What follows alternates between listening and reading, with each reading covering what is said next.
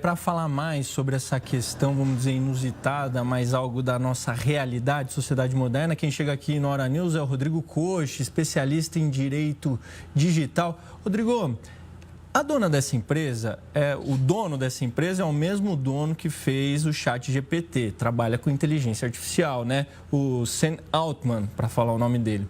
O que será que essas pessoas têm interesse com a íris de outras pessoas, dos seres humanos? Porque a inteligência artificial está evoluindo muito, extremamente. Então, assim, o que será que essas pessoas querem? Porque estão pagando até, né? Bom dia para você. Bom dia, Pedro. Exatamente. Sam Altman, ele é um dos cofundadores, né? E atualmente ele é o CEO da OpenAI, que é mais comumente reconhecido, né, pelo produto deles, que é o ChatGPT. O que eles colocam à frente, né, do motivo de estarem fazendo isso, é justamente o fato de criar uma base de dados, em razão da crescente da inteligência artificial. Eles estão criando uma base de dados para que exista o que eles chamam, entre aspas, de prova de humanidade. Ou seja, como nós precisamos validar aquilo que é humano daquilo que é IA, precisaremos cada vez mais no futuro fazê-lo. Então, segundo eles, há uma criação dessa base de dados para que seja possível você identificar, você validar, você fazer isso que eles chamam de prova de humanidade, quando for necessário você fazer a identificação daquilo que é real e daquilo que é IA.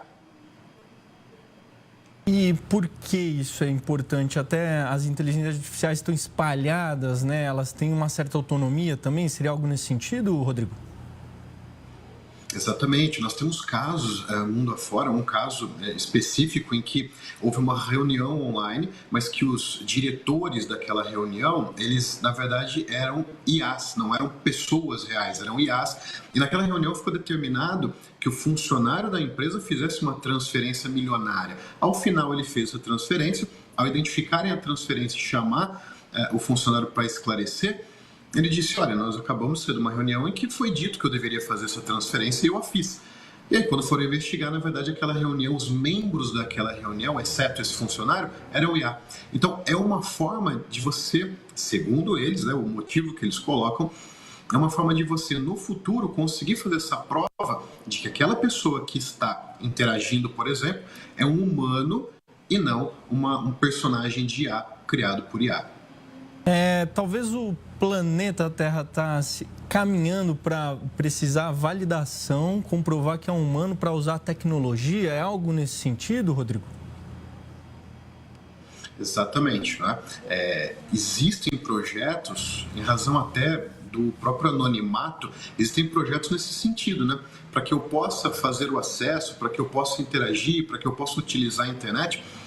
Não seria, em alguns projetos nesse sentido, né? Não seria interessante eu primeiro fazer um login para usar a internet? Então, a partir do momento que eu abro aqui o meu computador, o meu smartphone e começo a utilizar a internet, quem sou eu? Né? Em que pese hoje seja possível identificar a pessoa, isso é um tanto quanto complexo para as pessoas. Né? E aí, quando eu faço o login, então a partir do momento que eu faço esse login, a partir do meu computador, para uma validação facial, para uma biometria de digital, por exemplo, já se sabe que aquela conexão sou eu que estou fazendo. Então eu consigo rastrear toda essa conexão, onde eu acesso, o que eu faço, o que eu baixo, qual é o upload que eu faço. Isso é possível, existem projetos nesse sentido, mas eles esbarram na questão também da privacidade, né? Então há uma discussão muito grande sobre isso. Justamente, Rodrigo, você levantou uma questão fundamental. Qual que é o risco agora, de fato? A gente falou das possibilidades, realmente faz um certo sentido, vamos dizer, mas qual que é o risco de você vender sua íris sem ter a garantia, de fato, do que vai ser feito, né? Exatamente, isso é uma colocação muito importante, né? Mas vamos fazer uma análise, né? Imaginar a academia que muitos de nós frequentamos. Para você acessar a academia, muitas vezes é um reconhecimento facial, é uma biometria. Muitas vezes é um reconhecimento por digital, é uma biometria. Onde fica armazenado isso? Que banco de dados fica armazenado? Porque para eu fazer um saque no banco sem cartão, eu também uso a minha digital. Agora, a academia que tem a minha digital registrada, está bem acondicionada essa digital? A gente volta aqui para o assunto, para o foco, com relação à íris, né?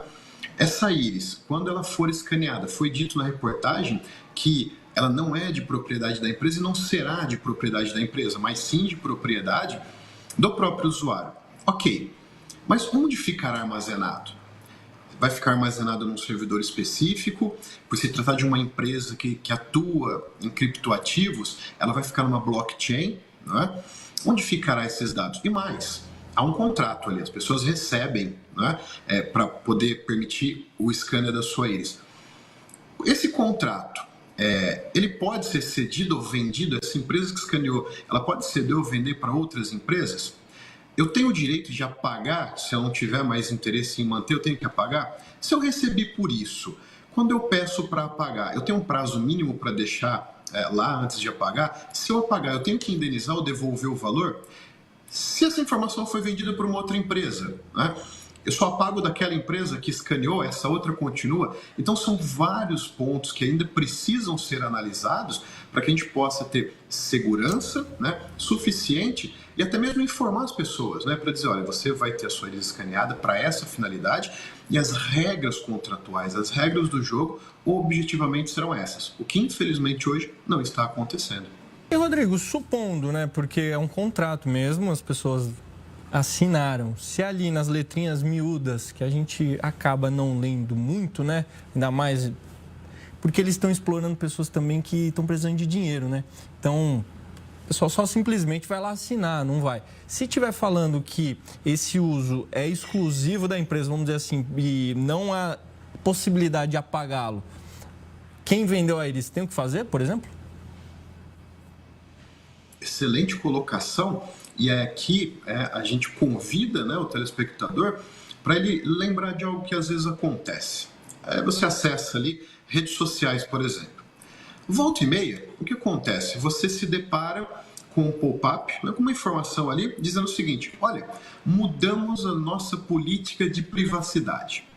Quando isso acontece, você tem duas opções. Dizer que você aceita a nova política de privacidade ou que você não aceita a nova política de privacidade. Em dizendo que não aceita, aquele aplicativo específico você não vai poder usar mais. E as pessoas querem usar. Ao dizer que você aceita, então você concorda com aqueles termos. Então imaginemos o seguinte: hoje é feito o escaneamento da íris de uma pessoa. E a regra hoje contratual é: não vou ceder para terceiros essa informação. Ok.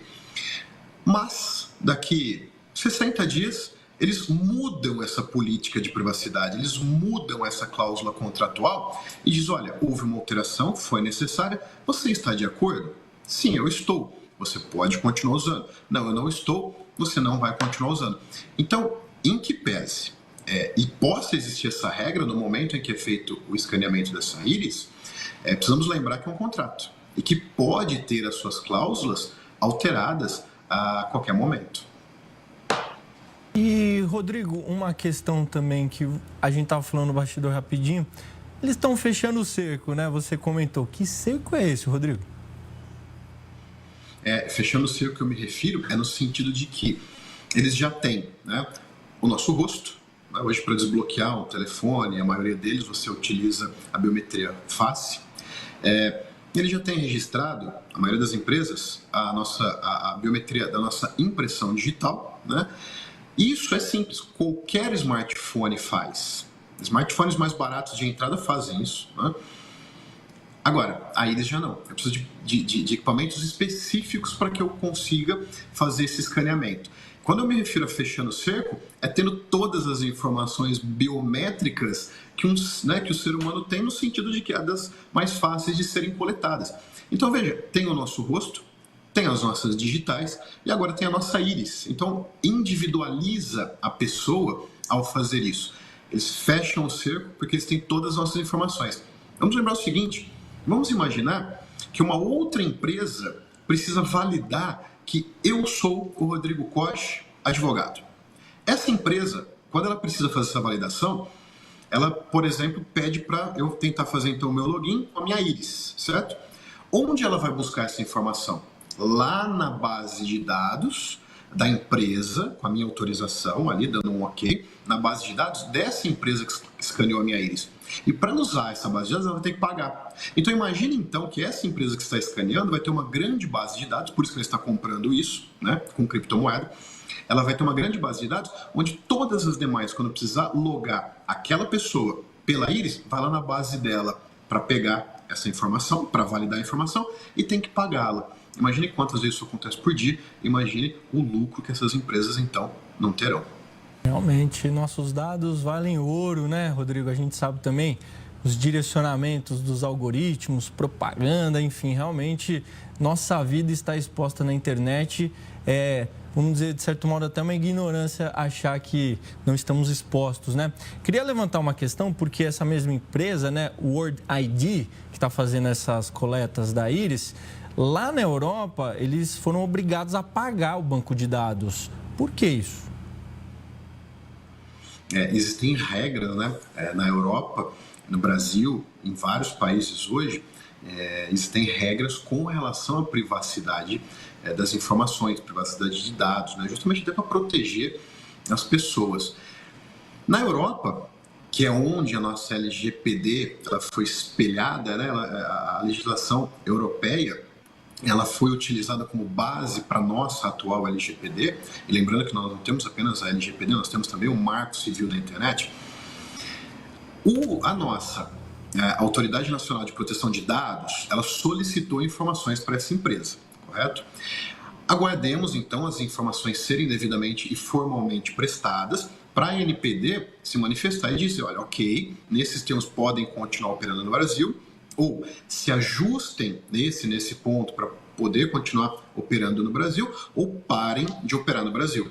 No caso específico da Europa, entendeu-se que eles estavam ferindo a legislação europeia, né, que, como eu disse, seria a nossa LGPD, a LGPD deles lá. Está ferindo essa legislação. Por esse motivo, disseram, então vocês cessam a atividade aqui, né, e essa base de dados deverá ser apagada. E aí fica claro aquela interrogação, né? Apagou mesmo? Como tenho certeza que apagou? Pois é, a tecnologia, eu também fiquei pensando nisso. De fato apagou? Porque a gente está falando da mais alta tecnologia, né? Um backupzinho sempre acontece, né? Traduzindo. Rodrigo, obrigado demais pela entrevista. Rodrigo Costa, especialista em direito digital. O mundo está avançando mesmo, está cada vez mais perto da ficção científica, né? Obrigado demais pela entrevista. Obrigado.